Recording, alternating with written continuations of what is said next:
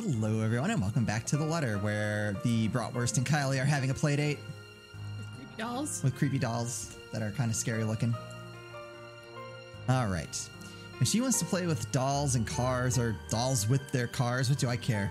She wants to put dolls' tutus on model cars even. That's pretty cool. Oh, this is a new one. The last one you had was filled with horses, wasn't it? Those were ponies, Tio.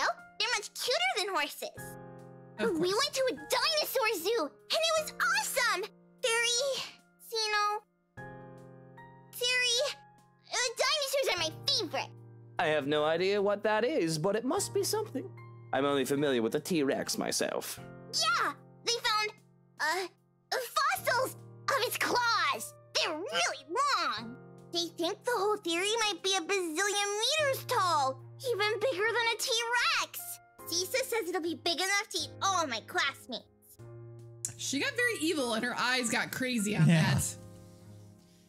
It only lasts as I scrunch up my nose and grimace. Takako says you're making a really funny face. Taka who? Takako, a friend I made. I have to stop and look around, expecting one of the help to be there. The child does have a way of befriending just about anyone, as long as she puts her mind to it. Yet the two of us are completely alone.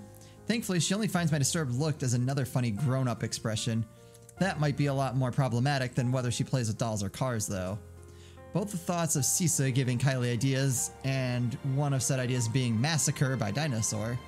Something I probably need to bring up with her father aside from work.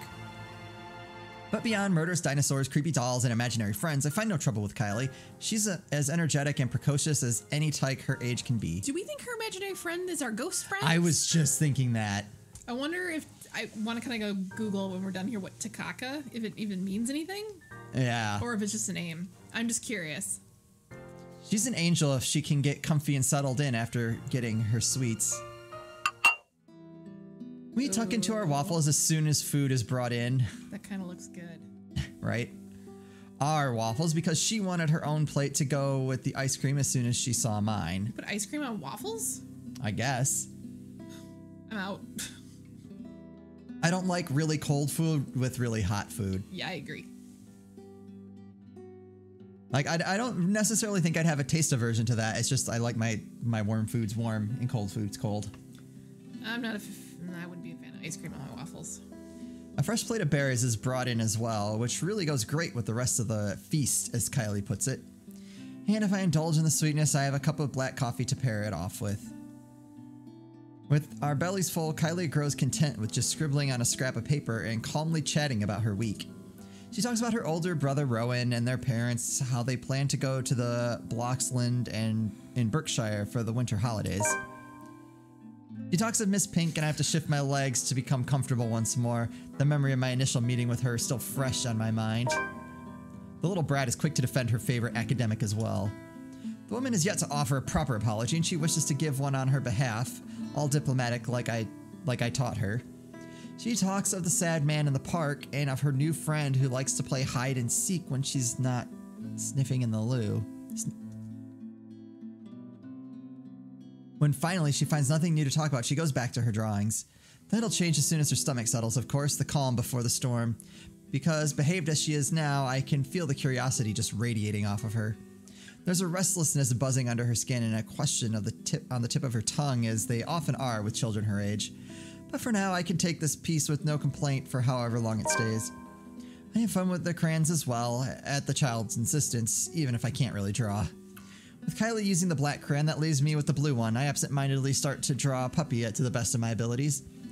It's as I attempt to give the doodle dogs another eye that Kylie breaks her silence. Tio? Where did Tia go? I saw them leave when I got here. Tia didn't look so good. I've been expecting a lot of different questions. The kid always has a whole bunch of them ready for me, but I can only sigh when she posed this particular one. She's just going to the doctor's for a checkup. And as kids go, there are follow-up questions. And you didn't go with her? Well, you were going to be here, sweetie, so I had to stay behind. So she's all alone? At the hospital? Oh, no, of course not. Tia has Johans and her maid and a guard. She's got plenty of company. Yeah, but you're not with her. If I didn't know better, I'd say the kid is trying to make me feel guilty, though I don't know if the bitter taste in my mouth is that or something else entirely. I really don't have time to process what the emotion is as the brat opens her mouth again. You should have gone with her to the hospital. Hospitals are scary, you know. Exactly why I didn't go. I don't like hospitals, Kylie. That's all there is to it. So you're not angry at Tia? Why would I be angry at her? It isn't her fault she got sick. I heard you and Tia are fighting. I heard that you might not be together anymore. Is that from Mom and Dad? I would assume. I have to stop her there. Sure, it's easy for people to jump to conclusions and presume that we might be fighting, no thanks to Rochelle. But it's not common knowledge that things have actually gone sour and, to put it in her terms, that we might not be together anymore. Oh, well, where did you hear this from? I heard it from a nice maid lady. But that's still no excuse. Not when she's sick. She needs someone to hold her hand and bring her soup and make her drink medicine. Getting more and more like distraught to that sentence. Yeah, I'm livid. Livid that one of my employees might gossip, and to a child of all people. Who says such upsetting things to a child? But my anger dies out when Kylie starts to tear up. She holds it back in an effort not to seem so childish, I assume. Though I am honestly confused as to why such news would upset her so. Oh, no. Look, Kylie, there's no need to cry. I'm not going to cry. Are you sure? You've got no reason to cry. Even if Hannah and I won't be together anymore, you can still visit me and I can still visit you. That's not the problem. Why don't you and Tia love each other anymore? I don't think that's the problem. I still love her, Munchkin, and I'd like to think your Tia still does too. Isn't that the truth? I love her, I'm just total shite at showing it. And a small part of me screams that I was not worthy to be her husband in the first place, no matter how hard I deny it. Perhaps in another time, another place, another me, I would have confessed that the world is nothing compared to her. Why are you two fighting? You grown-ups are so stupid sometimes. You know what's interesting is their like fictitious fake selves in the century or whatever ago. They were opposite personalities.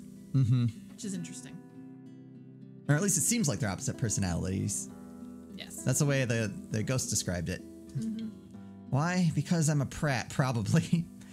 Motioning for her to come closer, I wrap my arms around and rub her back in an attempt to comfort the child. Only when I feel her tears soak into my jacket that I realize there might be something else to her worries. I've heard Suarez is not getting along too well with his wife as of late because of how busy he is with work. Really, I was wholly tempted to just brush her questioning off and say that it's a grown-up thing. I could content myself in pretending that this isn't happening. But it seems like she needs to hear this. That makes it all the more painful to try and explain this because I have to explain it not only for Kylie, but also for myself. Sometimes, people fall out of love. Or they think they've fallen out of love and need time apart. It's not necessarily a bad thing. They might be angry at each other, or they might feel sad. They need time for themselves to think about each other. To know if there is still love. Maybe they'll be back together again. Or maybe it's better for both of them to move on, instead of staying together and hurting each other pretending they still love each other. There's nothing final, but here we are, at a crossroads where the wrong step might end in heartbreak.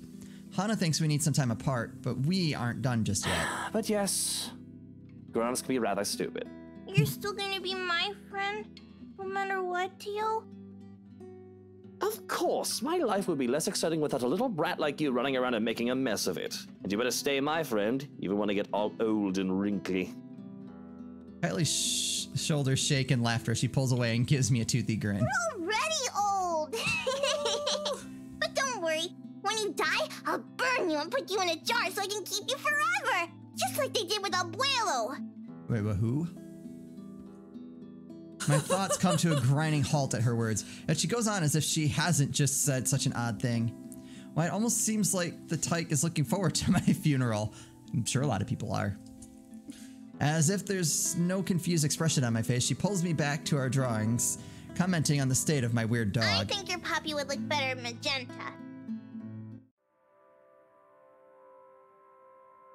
Wow.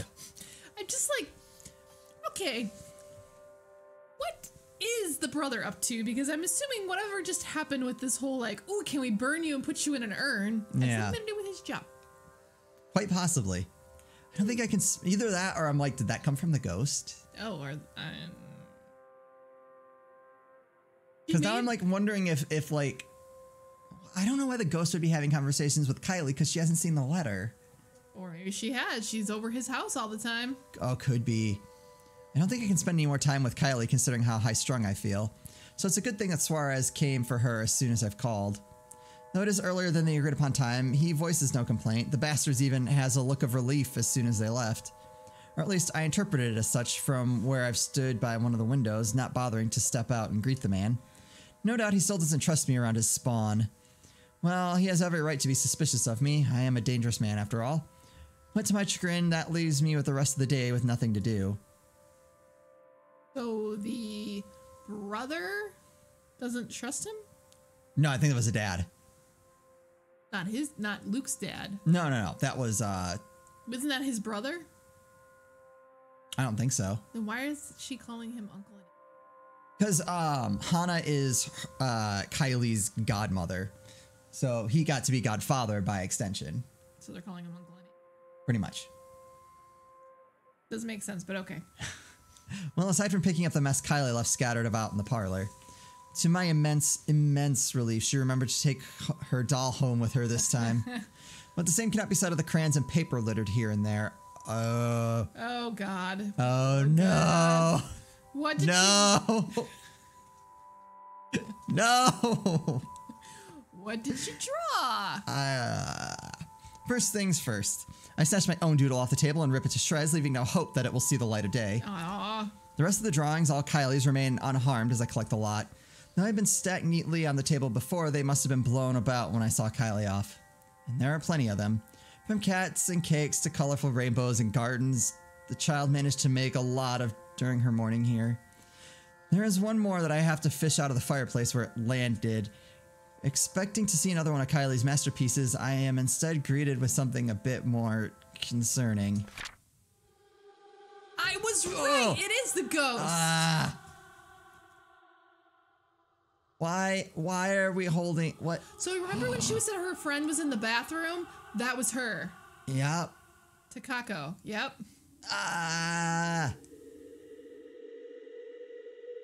And so when... So we already know that the ghost likes Luke, or who she thinks Luke is. Yep. There's me, and there is Kylie, the two of us side by side, and smiling as our stick figure selves stand in a nondescript field. That much I can ascertain without looking at the labels below the doodle's feet. But a third figure stands next to me in the drawing, a woman with her face hidden behind a curtain of black. Kako, the writing under her supplies. Kako says you're making a really funny face. One big happy family achievement. Taka who? Takako, a friend I made. The hairs on the back of my neck stand on end, and I feel a chill go down my spine. A breath. She's behind you. That isn't mine. That has me turning around, hoping to see anyone, but nothing. And that's when I hear it. Laughter. Sweet and merry laughter ringing from the ballroom. Thinking about it as my cheeks burning and my blood running hot. It's as if I'm being mocked. As I stomp towards the door, I have to stop myself from shouting up a storm. I expect to see some of the help dallying about idle from their duties. Perhaps they thought they can slack off in their duties without the head butler around and with my preoccupation with Kylie. Well, they had another thing coming. But again, nothing. Nothing from what I can see with a cursory glance at the very least. I roam around looking for near impossible hiding places, and still I am all alone. Yet I can still hear the laughter. I don't actually hear it. I don't either. Okay. The accursed laughter echoing about in the room. In my head. Who's there? Show yourselves and show some respect to the master of the house. Yeah, that'll work. So arrogant. It's not even funny. Cold uneasiness settles into my stomach when no one answers. I stumble on my own 2 feet, feeling a wave of nausea come from nowhere. I have to put a hand against the wall to stay upright when the world shifts and pain explodes from behind my eyes. It takes every ounce of my self-control not to heave then and there. The only thing my pride allowed me to do then is close my eyes in an attempt to alleviate some of the pain. Vague, unfamiliar images, dare I say memories not mine, flash in my head, unbidden and unwelcome. Like a strong hammer strike to the head, threatening to crack my skull and split it in two. Whatever emotions they hold are muted. I'm nothing but a specter. So let's wait feels palpable. Though it doesn't take long for these sensations to get into my head. Through my eyes and my ears, it creeps and buzzes in the spaces between. One after the other, they come at me, an unending flood that threatens to sweep me away from what feels like an eternity. Each one, a show of both joy and suffering for those who have called this mansion their home. Each new scene is like a hammer to the head, threatening to crack my skull and split it in two. I can feel every little emotion in the blurry images that present itself in my head. I feel a part of these, like I've lived through them, though I know that is not possible. All their anger burns through me, that much is evident, but the pain more so. And above all of it are the whispers. The voices calling, luring, until one image emerges in vivid contrast with the others. When there's a shout of joy, my eyes snap open, looking for the culprit. That's when the whole room just changes. Everything is the same, yet everything isn't.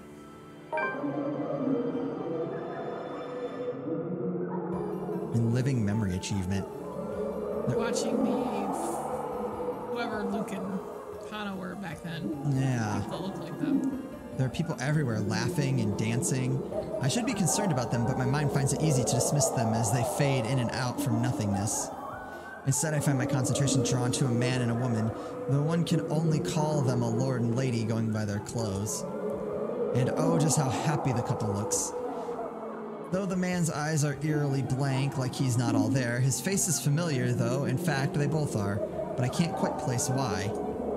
The two make for a pretty picture as they dance in the center of the ballroom. Even the phantom crowd's attention stay on them. It reminds me so much of Hana and I during the early days of our marriage, the honeymoon years they call it. We were happy then too, all smiles and her sunshine, even with the normal dreary weather. Younger, we had less to worry about, or at least thought that way.